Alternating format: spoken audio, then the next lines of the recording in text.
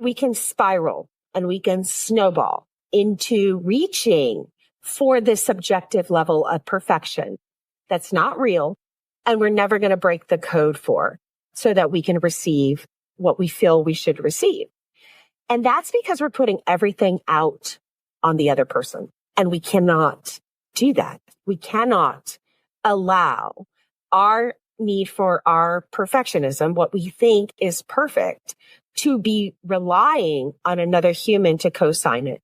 Hey friend, welcome back to the Art of Managing Your Brain podcast. I'm Dr. Charlie Hornes, and today we're diving into a topic that holds a lot of us back, especially us high-achieving women, especially those of us in leadership and working often in male-dominated fields. Today we're talking about perfectionism. Yeah, I know, that's a hard one. A hard one for me. If you've ever felt like only perfect is good enough, or that one mistake somehow erases all of your hard work, then this episode is for you. In today's episode, we'll explore where perfectionism really comes from, why it holds you back, and how you can start embracing the concept of good enough. Ugh, I hate those words, but wait till I tell you about when I learned about them. It's going to be a good one.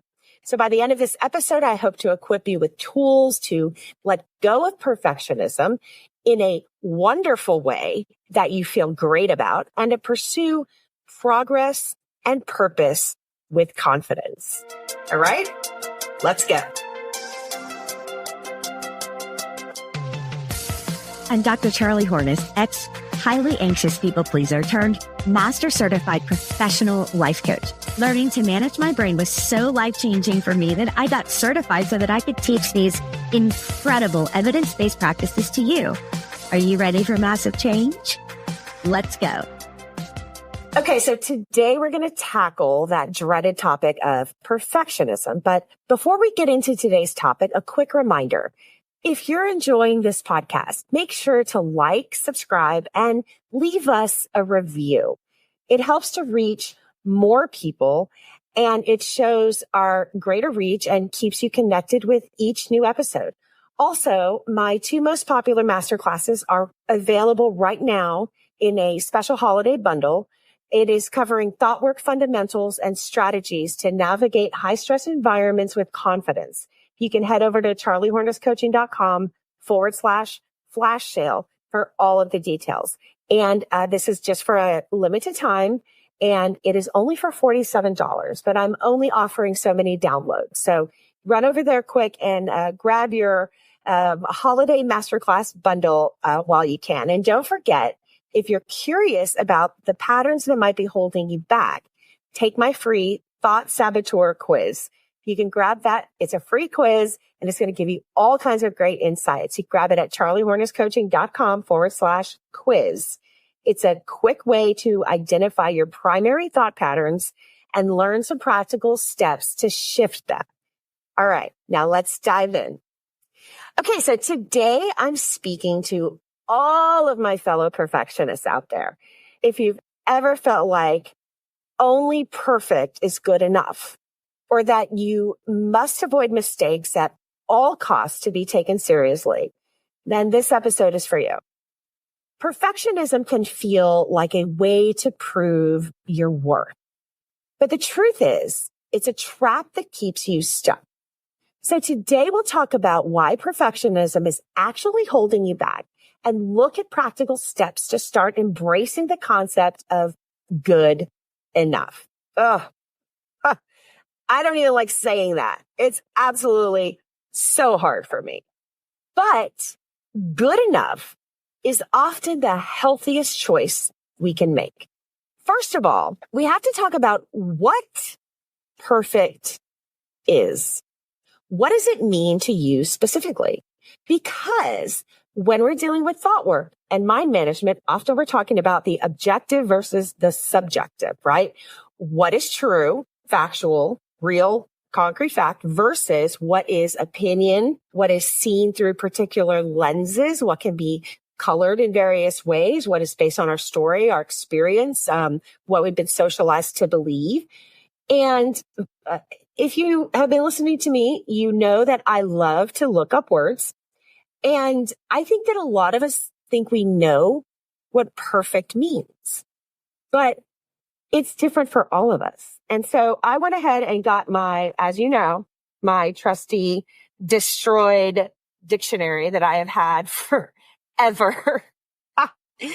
And I looked up the word because we think we know what stuff is, but we really don't. So just looking at the actual word perfect, it means complete.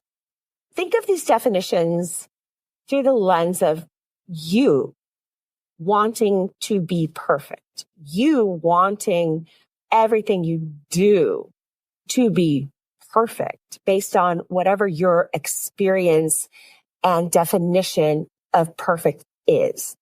The actual definition is complete, having all its essential qualities, faultless, excellent, exact, precise, like a perfect circle, entire, total, to make perfect. So already, just listening to some of these words, it's impossible to meet these goals. None of us are a perfect circle. We're all cracked and broken and full of shards and sharp corners and pointy elbows and, pointy words. And we never get it right. Part of our humanity, part of our brokenness is we're never going to get this right.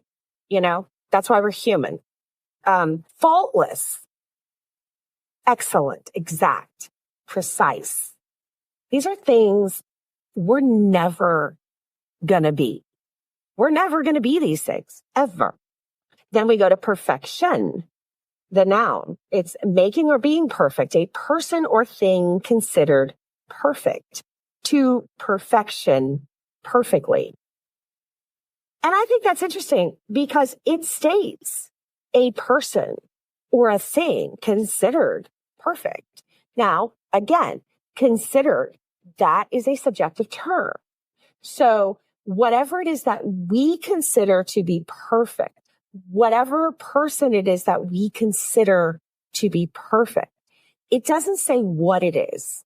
It says that we consider them or it to be perfect, which means it's different for everybody. And then when we look at the term perfectionist, it's a person who is satisfied with nothing less than what he thinks is perfect. Again, a subjective term. What he thinks, and forgive the patriarchal language, but gosh knows when this dictionary is from. So, we'll just fill in the blank there with whatever makes you more comfortable. But what he thinks is perfect. All of the language in the definition is subjective. All of the language is based on what somebody's perspective of perfect is. And it says that what he thinks is perfect. So the idea of perfection in itself is fallible because it is subjective, unless we're talking about something concrete like a perfect sphere or circle that has no cracks and shards and is unbroken. But humanity is broken. So from the get-go, and why I'm looking at definitions is because I want to start off this episode talking about something very difficult and near and dear to many of our hearts. If you are one of these high achieving women like me, especially when we're in that pressure cooker of male dominated fields. Perfect is not a thing. It is an idea and it's different for everybody. So let's start there. That is on absolute level ground. It's different for all of us. So we're going to start by examining where perfection really comes from as we look through this lens of there's really no such thing as perfect. It's not a thing. But where does it come from? Because there's a lot of pressure when it comes to perfect. So for many of us, perfectionism, it's rooted in a deep desire to be seen as competent, and valuable. So that has something to do with what other people think about us. Now, if we're talking about perfection being subjective, from the get-go, whomever it is that we want, that we desire to see us as competent and valuable, already starts off with a different definition or picture in their brain of what perfect means and what expectations there are of us to live up to their perspective of perfect, what they think, what he thinks is perfect. So somewhere along the way, we learned that our worth is tied to our achievements. And it's easy to see how this belief takes root in the male-dominated spaces many of us work in. I know I did. That was one of the problems that I had. And that was one of the fastest ways I was able to give away my power, because I was in dysfunctional situations. But the only way that I knew that I was being successful, as in like what bars to hit so that I could overachieve them, was hearing back from others, their feedback about my achievements. And so when we feel like we have to continue to prove ourselves to people that inherently may not think we belong where we are, maybe we hold an office where they don't agree with, or maybe we have some sort of, leadership power or decision making over others. And they may have been raised in certain belief systems that women shouldn't hold those positions or have that type of power over them personally because of however they were raised or whatever it is that they believe or whatever they were taught. So when we're looking to people who may not agree we should be there to co-sign our achievement so that we know we're being successful, we're already setting ourselves up for failure.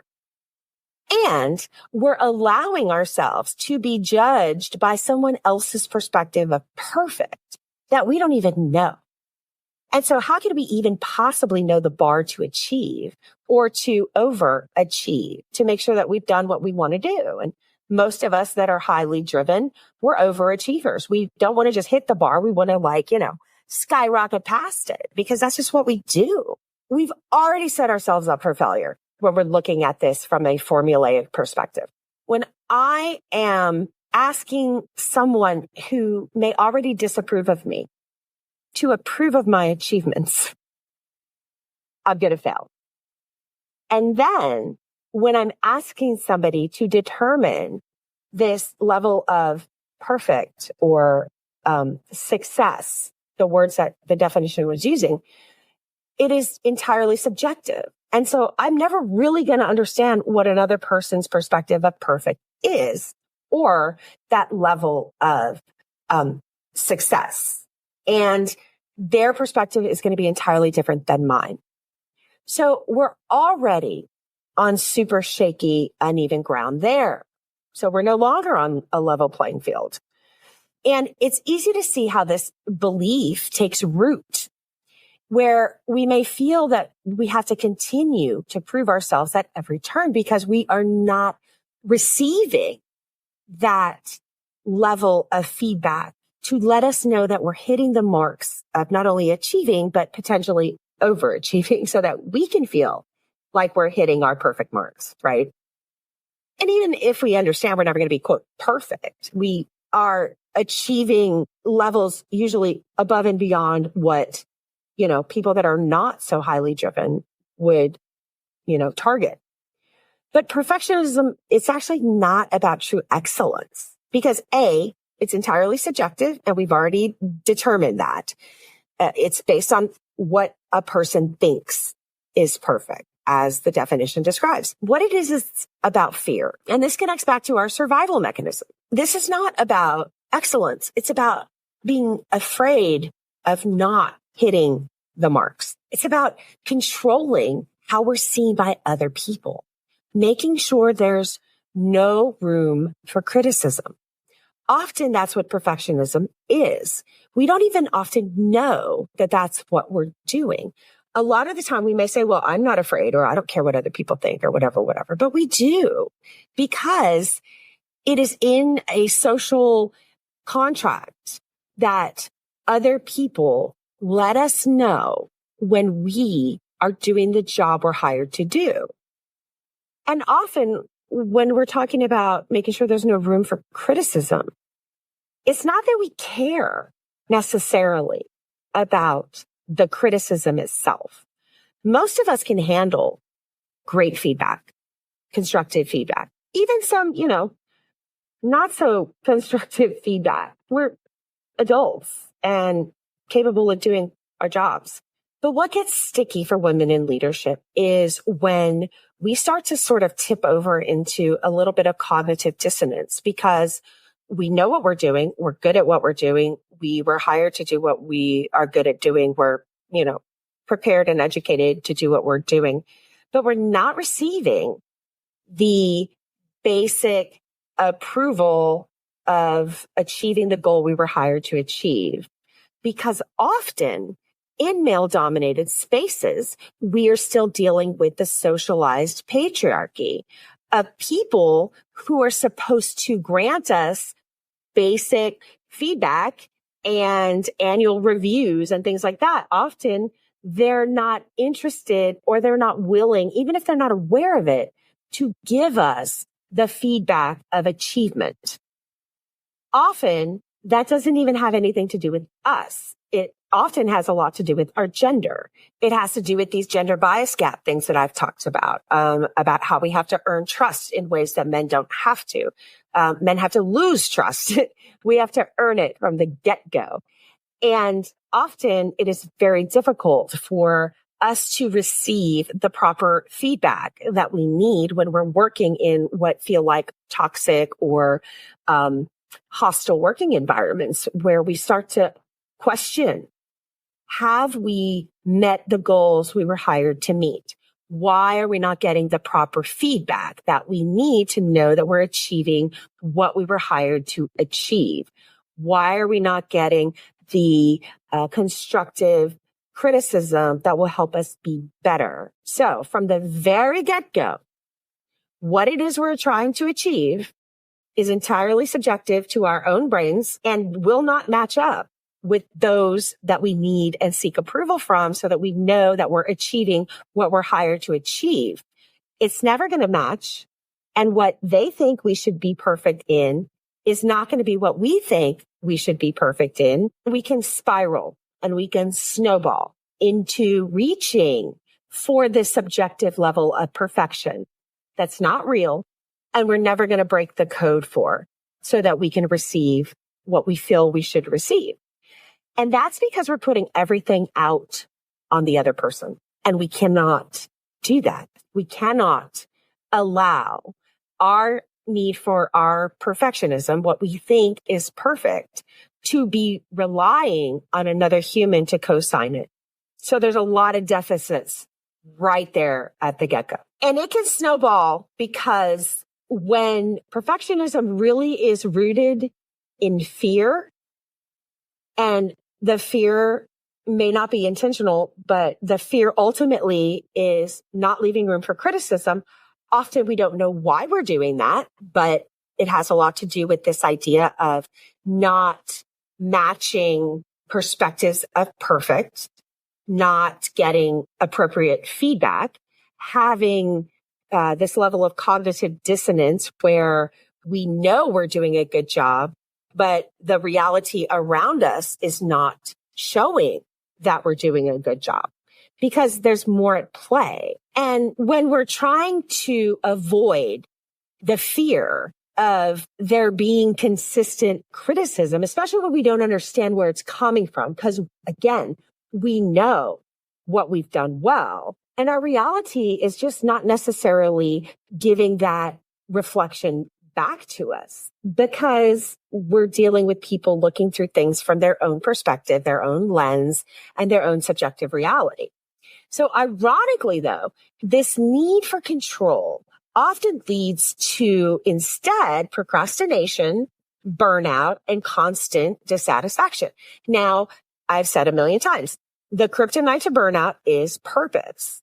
As we try to reach perfectionism that we're never going to reach, we lose our sense of purpose. We lose our sense of why we're there in the first place. Why did we go into the field? Why did we work so hard to get where we are?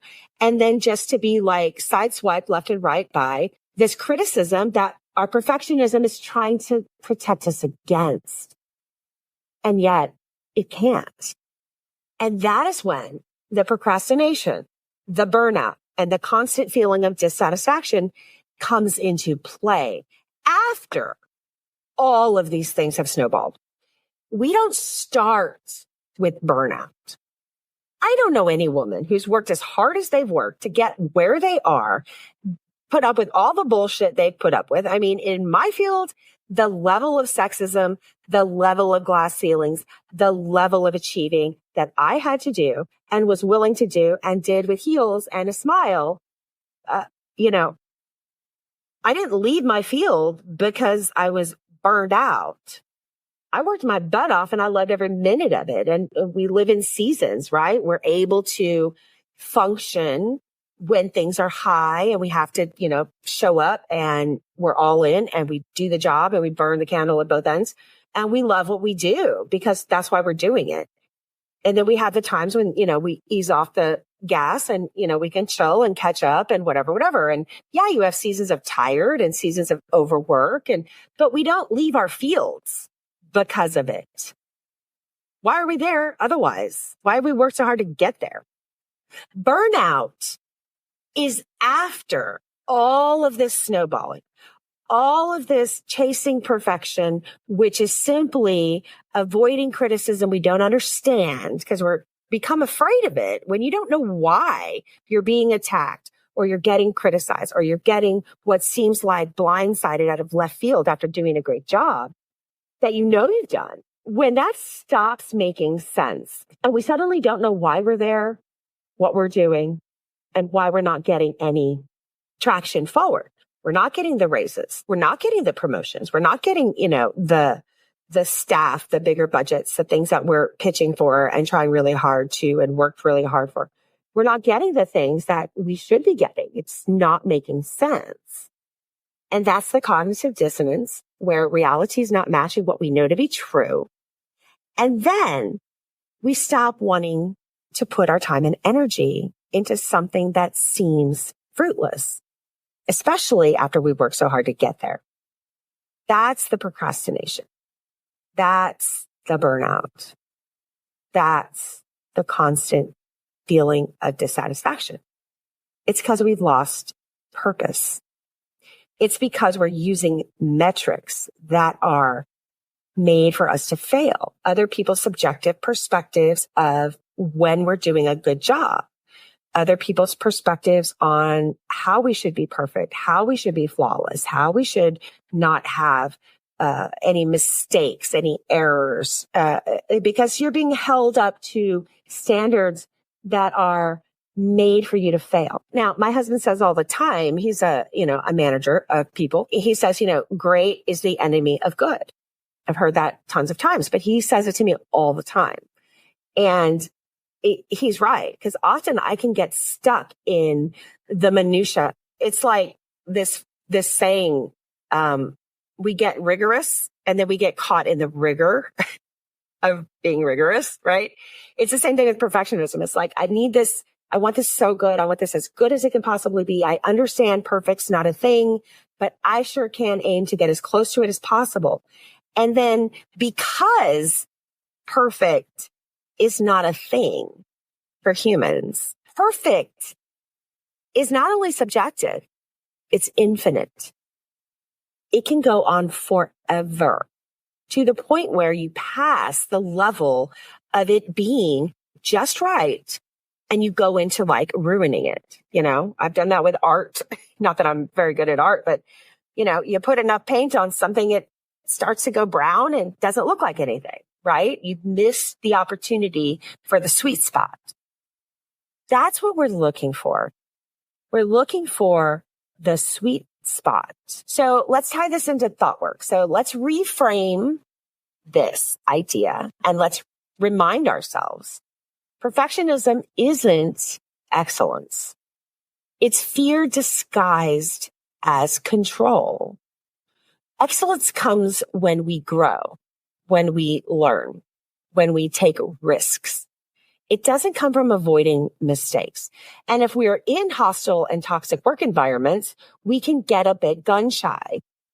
We can get very sensitive to criticism, because if we're in a situation of a disproportionate level of criticism in comparison to the situation, then we begin to want to avoid mistake, avoid any criticism. When you're aiming for good enough rather than perfection, your brain operates with less stress, allowing you to actually be more productive and creative. Why? Well, because striving for perfection activates the brain's stress response, making you tense and anxious. Because now there are these unachievable expectations that you think you're going to meet, and there's no timeline because it's infinite. So you can sit there and, get caught in the rigor for hours and continue to feel like you're making progress and you're fixing something or you're making something better. But all you're doing is activating your stress response once you've passed that sweet spot that you need to identify for yourself. What is good enough? Now, one of the things that made me absolutely bananas when I first started learning from my own coaches about thought work and practicing this, my main coach, Brooke, she said, do B- work. Yeah, I'll let that sink in. B- work.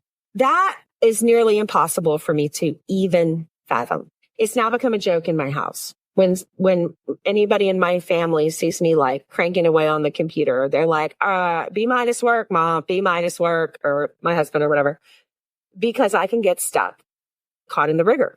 I can sit there and minutia something to death, well past my sweet spot and way into the infinity of perfect. And I don't know if I'm okay with B- work, but I can be okay with A- work, on occasion B+. But that was very hard for me to understand, that it doesn't have to be perfect. And the reason it makes us feel so terrible is because when we begin to seek that unattainable perfection, we've kicked off our auto stress response in our brains, and we begin to feel tense. We begin to feel anxious. Our brains are only wired to handle achievable goals, ones that let us build up momentum rather than feel immobilized. And seeking something that is infinitely unattainable is going to make you feel immobilized. So just starting from that place alone, understanding that perfect is not a thing. Perfectionism is not a thing. Often it's simply a derogatory thing to throw at women. It's not a thing. We cannot chase perfect.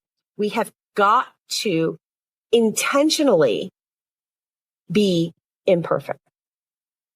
Intentional imperfection. Then we have to have deadlines and timelines. And we have to say, I'm going to set this timer.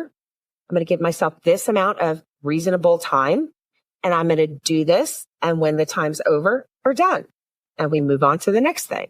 Otherwise, we will sit there and we will be frozen and we will be petrified and we will not be able to achieve a thing. And studies show that when we adopt this good enough mindset, this B- or A-, wherever you're comfortable, I'm going to sit in the A- camp, but you do you, because this is about you achieving, not about, again, being perfect. Okay. When we adopt this good enough mindset, we activate our brain's reward centers. We do. We get like a pop of dopamine. Number one, because we finished something. Number two, we feel great because we finished something. Number three, knowing you probably being anything like me, it's pretty darn good. Your B- work is probably many people's A+ work. It's just your subjective belief system. So you have all of these great things that are going to start to sort of explode in your brain. It feels good. You activate reward centers. You reinforce feelings of accomplishment, and it encourages us to continue to make progress. Counterintuitively, by dropping our level and standard of achievement to good enough, to B minus, we do all of these incredible things for our brain immediately. And we start to build new pathways by giving ourselves permission to be just good enough, which we all know we're not going to sit at, right? But permission to be just good enough. We're not lowering our standards. We're respecting our own mental energy. We're respecting our own personal boundaries, our own capacity, our own time management, and we're freeing ourselves to become more innovative. We're freeing ourselves to become more creative because we've let go of this infinite chasing of a bar we're never going to hit. And we don't even know what it is anyway, because it's not a thing. We're never going to get there. Nobody knows what perfect is because it's, continuously in front of us. It's continuously the carrot we're never going to catch, ever. Understanding we're never going to get there is key. And once we let that go, once we are intentionally imperfect, once we can just let go of that pressure and we can stop activating our anxiety and automatic nervous system response that feels terrible, we can relax and we can become creative. We can work in a new space that has freed up a lot more brain activity that was being used up to be anxious and to be concerned about criticism and to be rooted in fear.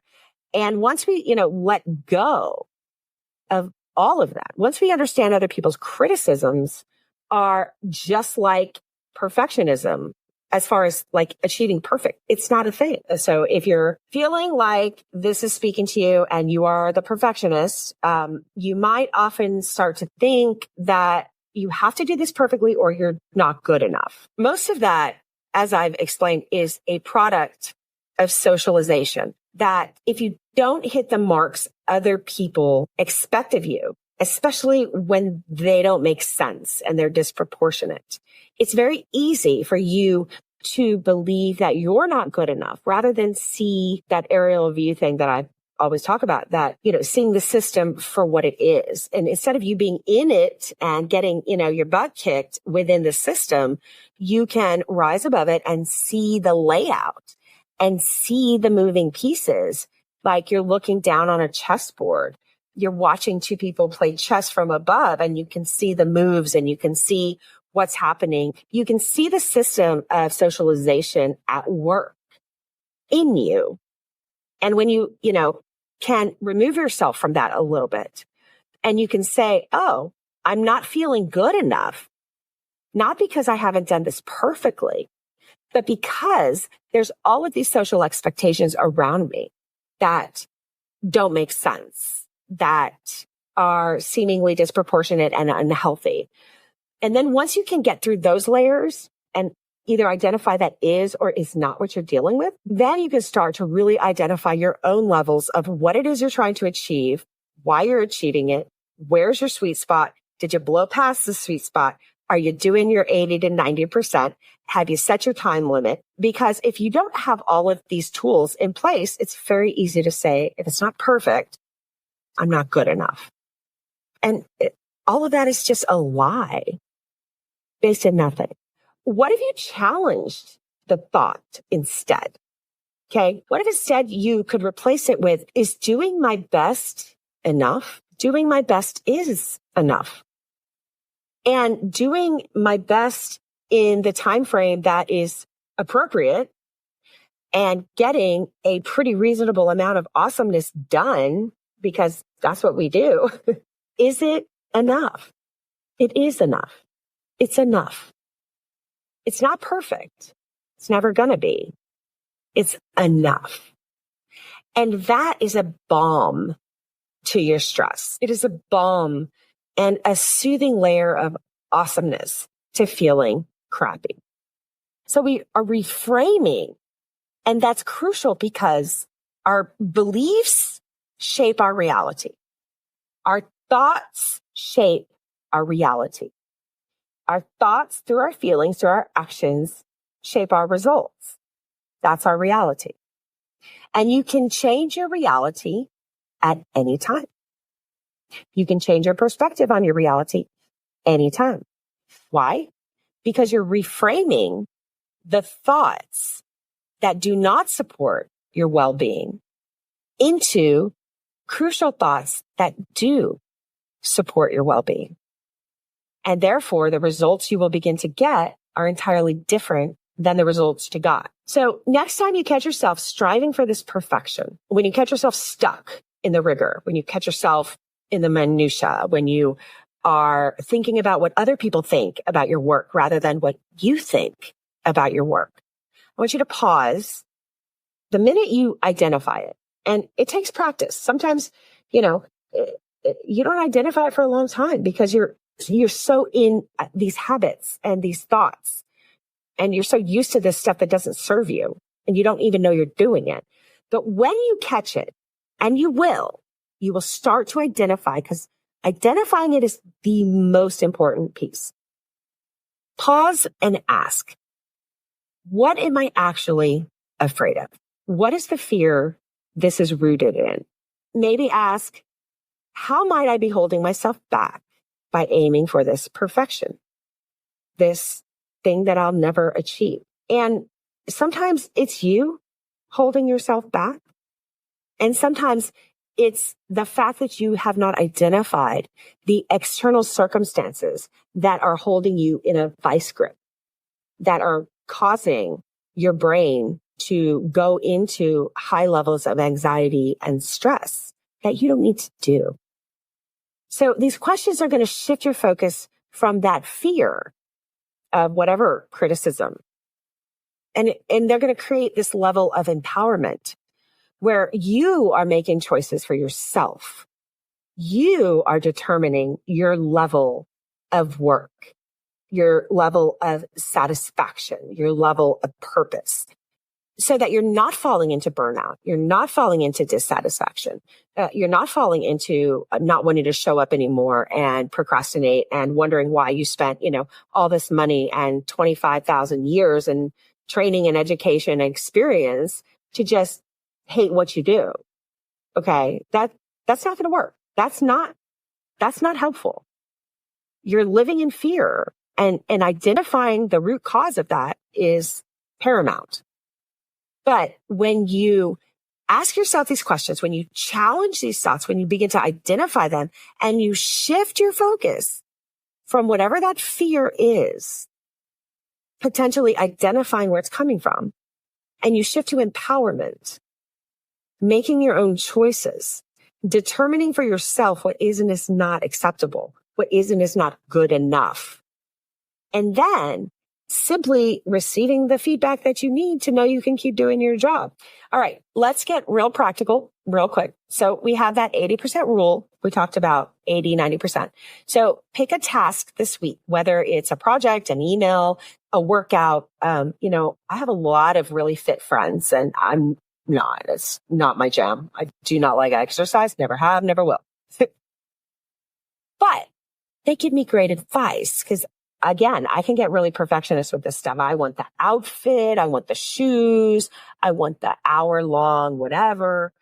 And they're like, hey, Charlie, 15 minutes, 10 minutes. Put your sneakers on and do 10 minutes of something that makes you breathe heavy. Whatever that is, 15 minutes. And then they're like, and what's interesting is when you do the 10 minutes or the 15 minutes, well, you're already doing it. So then you're like, well, maybe I can do another 10. Then you end up doing 30 minutes, which is great. But that's not your intention, right? Even if it's a workout, get the 10 minutes, the 15 minutes, blow off the outfit and the, perfect workout routine and getting to the gym and back. Like, just go outside, 10 minutes. I play 10 minutes of soccer with my kid and I end up out there an hour, and it's so much fun, and I'm exhausted and I can't breathe. And I can't tell you how many times I've fallen over, but it's a blast and I get exercise. And we aim to complete that 80%. that 90%. Allow it to just be good enough. Because even if that means you leave some details unfinished, you're going to be surprised how much better you feel at good enough than you're going to be feeling at perfect, because you're never going to get there. Notice the discomfort. Notice the urge to go back and perfect something. Notice how uncomfortable it is that you know it could be just a little bit better, because it's always going to be just a little bit better. Always. And just let it be. That timer goes off, that hour mark hits, whatever, the time frame is that you gave yourself. Let it be when you're done. And observe your thoughts without even acting on them. Just notice the things you say to yourself. Notice the tone you use to speak to yourself. Are you being kind? Are the thoughts intrusive and unkind? Are you judging yourself? Are you beating yourself up? Are you being ugly? Are you looking for other people to approve of you? What's happening with your thoughts? And why do we do this? Because this 80% rule trains our brains to tolerate imperfection. It trains our brains to begin to understand there is no perfect. There is an end we have to identify for ourselves. Otherwise, it goes on forever. And it helps us build the resiliency against these urges to control every detail, which also is going to bleed over into this need for impossible feedback we're never going to get, chasing it from people that aren't ever going to give it to us. It bleeds over into letting other people determine perfect for us, because we understand that perfect is subjective and infinite. It automatically counters the stress and anxiety that starts in our brains when we go into that place. And these small steps, they teach us that not everything requires our best. You don't have to do that for everything. And over time, this approach, it builds your confidence, showing you that your value is not tied to a perfect outcome, whether you've determined that or other people subjectively are trying to determine that. So true confidence doesn't come from being perfect. It comes from trusting yourself to handle whatever comes up. In reality, confidence isn't about achieving flawless results. It's about knowing that you can adapt and grow, even when things do not go as planned. Even when you hit a speed bump, even when things change, even when people aren't kind, you can adapt and you can grow and you can find joy despite all of that. Think of confidence as a skill that you can practice. You can practice confidence. The people who succeed aren't those who avoid mistakes, but those who are willing to make them, those that are willing to learn from them. Those are the people that succeed. When we release this need to be perfect, we're finally free to pursue what truly matters. And we can pursue it with our confidence and our joy. And we can practice confidence and joy as we pursue them. So this week, I want you to try the 80% rule, the B- rule, and see how it feels. See, even B-, like I had to identify how the word B- made me feel. At first, I was like, my feathers were ruffled and I was ready to tell them, I can't do that, blah, blah, blah. That's not me. And, I have no humility about it. I couldn't even see how I was responding to the exercise, which proved I needed to do the exercise. See how it feels to let go of that extra level of pressure. And remember that you're enough. You are enough. You're enough exactly how you are, just as you are this very moment, including whatever mistakes you just made or that you're carrying around or beating yourself up for. You are perfect, just as you are, imperfections and all. I don't want you to forget that. Okay, friend?